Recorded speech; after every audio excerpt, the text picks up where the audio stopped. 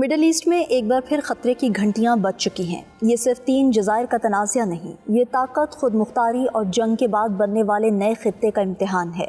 امریکہ، Europe, روس اور چین ایک صف میں نظر آ رہے ہیں۔ یہ سب ایسے وقت میں ہو رہا ہے جب ایران اسرائیل کے ساتھ 12 روزہ جنگ کے بعد پہلے ہی شدید دباؤ میں ہے۔ سوال یہ نہیں کہ ابو موسیٰ، تنب بزرگ اور تنب کوچک کس کے ہیں، سوال یہ ہے کہ کیا یہ جزائر مڈل ایسٹ کی اگلی آگ کا نقطہ آغاز بننے جا رہے ہیں۔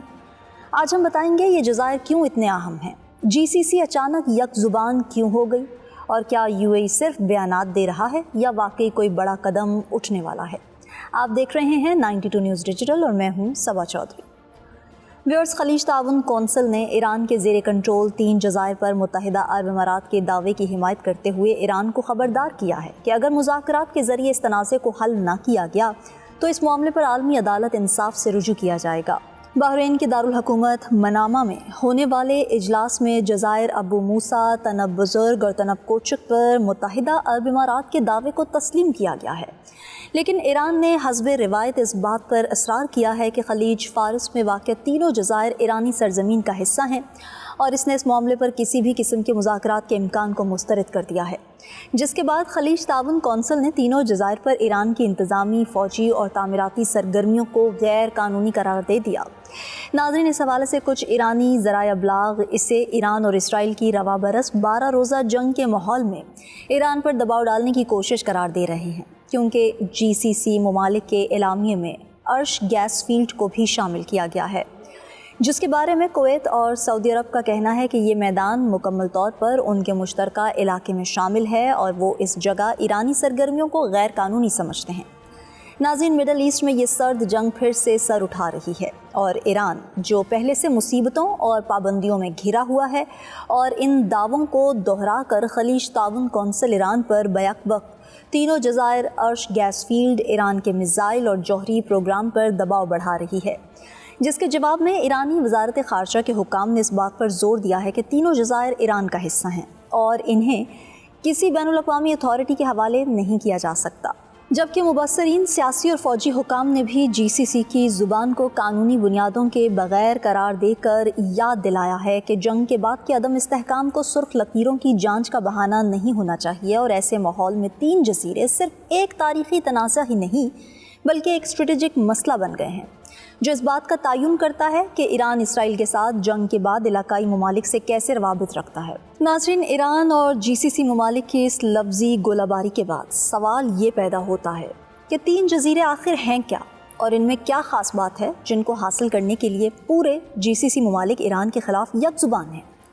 ایران کا دعویٰ ہے کہ ابو موسیٰ، تنب بزرگ اور تنب کوچک کے جزائر تاریخی طور پر ایران کا حصہ رہے ہیں، جو تاریخی، قانونی اور جغرافیائی دستاویزات سے بھی ثابت ہوتا ہے، لیکن متحدہ عرب امارات ان جزائر پر اپنا دعویٰ رکھتا ہے، جبکہ 1921 میں یہ جزیرے برطانوی کنٹرول میں چلے گئے تھے، لیکن 1971 میں برطانوی افواج خطے سے نکل گئیں تو متحدہ عرب امارات کے باضابطہ فیڈریشن بننے سے 2 دن پہلے ان علاقوں میں ایران کی خود مختاری بحال ہو گئی تھی، جو ابھی تک قائم ہے، اور دلچسپ طور پر تقریباً 20 سال تک یو اے ای نے اس حوالے سے کوئی خاطر خواہ اقدامات نہیں کیے تھے، جس کے بعد 90 کی دہائی میں خلیج تعاون کونسل نے ان جزائر کا معاملہ اپنے بیانات میں شامل کرنا شروع کیا۔ اس وقت متحدہ عرب امارات نے تنازع کو 2 طرفہ سے نکل کر جی سی سی کے اجلاسوں میں شامل کرنے کی کوششیں شروع کی۔ اس کے بعد سے لے کر اب تک خلیج تعاون کونسل کے وزارتی یا سربراہی اجلاسوں میں ان 3 جزائر کا ذکر شامل کیا جاتا ہے۔ 21ویں صدی کے آغاز میں ایران کی بڑھتی ہوئی جوہری قوت اور خطے کے ممالک کے ساتھ اس کے تعلقات میں پیچیدگی کو ایک ساتھ رکھا گیا۔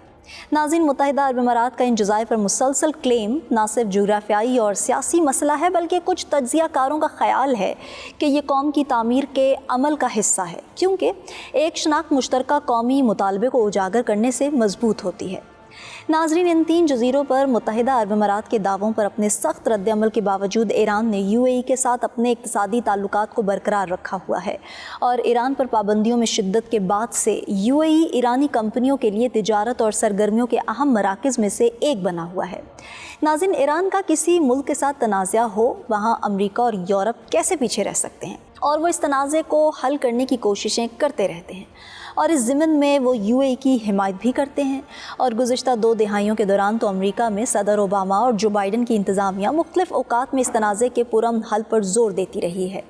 امریکہ اس معاملے پر امارات کا حمایتی رہا ہے۔ 2012 میں تو اوباما انتظامیہ نے امارات کی کھل کر حمایت کا اعلان کیا تھا، جس پر ایران نے شدید رد عمل دیا تھا، اور 2024 میں امریکہ اور امارات نے اپنے ایک مشترکہ بیان میں تینوں جزائر پر تنازع کو بین الاقوامی قانون کے مطابق حل کرنے پر زور دیا تھا۔ ایران نے اس کی مخالفت کرتے ہوئے کہا تھا کہ بین الاقوامی فورمز میں جزائر پر کوئی دعویٰ نہیں کیا جا سکتا ہے، جبکہ جولائی 2023 میں ایران کے سب سے قریبی اتحادی روس کے وزیر خارجہ اور عرب ریاستوں کی کونسل کے مشترکہ بیان میں اس تنازع کو حل کرنے کے لیے امارات کے اقدام کی حمایت کی تھی، جس کے بعد تہران میں روسی سفیر کو وزارت خارجہ میں طلب کیا گیا۔ جولائی 2014 میں بیجنگ کی جانب سے عرب ممالک کے ساتھ ایسا ہی بیان جاری کرنے کے بعد ایرانی وزارت خارجہ کی جانب سے شدید رد عمل سامنے آیا تھا، اور اسی سال جون میں چینی سفیر کو وزارت خارجہ میں طلب کیا گیا تھا، جبکہ ایران چین اور روس کے ساتھ اپنے تعلقات کو اہمیت دیتا ہے۔ لیکن جزائر کے معاملے میں ان دونوں طاقتوں میں سے کسی نے بھی تہران کے اس معاملے پر سرکاری موقف کی تائید نہیں کی تھی۔ ماہرین کے مطابق ایران اور اسرائیل کے درمیان 12 روزہ جنگ نے خطے میں سیکیورٹی ماحول تبدیل کر دیا ہے، اور کئی عرب حکومتوں نے اسے ایران کے پڑوس میں بڑھتے ہوئے خطرے کی علامت کے طور پر دیکھا ہے۔ کچھ تجزیہ کاروں کا خیال ہے کہ اس تبدیلی نے خلیج تعاون کونسل کو اپنے پرانے دعووں کو زیادہ پرزور لہجے میں پیش کرنے کا موقع دیا ہے۔ اس عرصے کے دوران ارش گیس فیلڈ جیسے سعودی عرب اور کویت میں الدرہ کہا جاتا ہے ایک بار پھر تنازع کا اہم محور بن گیا ہے۔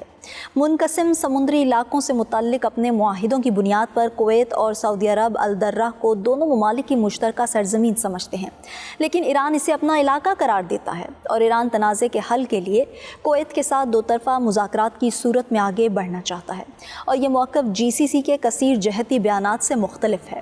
حالیہ عرصے میں ایران کے سیاسی اور عسکری حکام جزائر کے تواتر کے ساتھ دورے کرتے رہے ہیں۔ حکومتی نمائندے بھی ابو موسیٰ کے دوروں کے دوران ترقیاتی منصوبوں کا افتتاح کرتے رہے ہیں۔ تجزیہ کار کامران متین کہتے ہیں کہ جزائر کے حوالے سے خلیجی ممالک اور عالمی دباؤ کو ایران کی خود مختاری سے جوڑا جاتا ہے، اور غزہ جنگ نے مغربی حکومتوں اور اسرائیل کے درمیان تقسیم پیدا کرتی ہے۔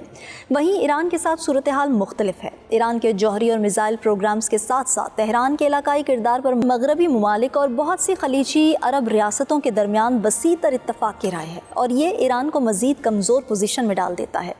غزہ جنگ کے خاتمے سے ان طاقتوں کی ایران پر توجہ مرکوز ہو سکتی ہے، اور ملک پر سیاسی اور سیکیورٹی دباؤ بڑھ سکتا ہے، جبکہ سعودی عرب، مصر اور دیگر عرب ممالک کے ساتھ گزشتہ 2 برسوں میں ایران کے بہتر ہوتے تعلقات کا یہ مطلب نہیں ہے کہ بنیادی اختلافات کو پسے پش ڈال دیں، بلکہ یہ معاملات اب بھی ان ممالک کے تعلقات کو خراب کر سکتے ہیں۔ ناظرین، حالیہ واقعات اور تنازعات کے بعد ایک چیز تو واضح ہو گئی ہے کہ پورا مڈل ایسٹ، یورپ، امریکہ، روس اور چین ان جزائر اور ارش گیس فیلڈ پر GCC کے ساتھ کھڑے ہیں، اور ایران اس معاملے پر بھی تنہا ہی ہے۔ اب مستقبل میں یہ دیکھنا ہوگا کہ UAE ان جزائر پر کنٹرول حاصل کرنے کے لیے کوئی عملی اقدامات کرتا ہے، یا پھر یہ بیانات اور خبروں کی حد تک محدود رہتے ہیں۔ آج کے ولاگ سے اتنا ہی، مجھے دیں اجازت، اللہ نگہبان۔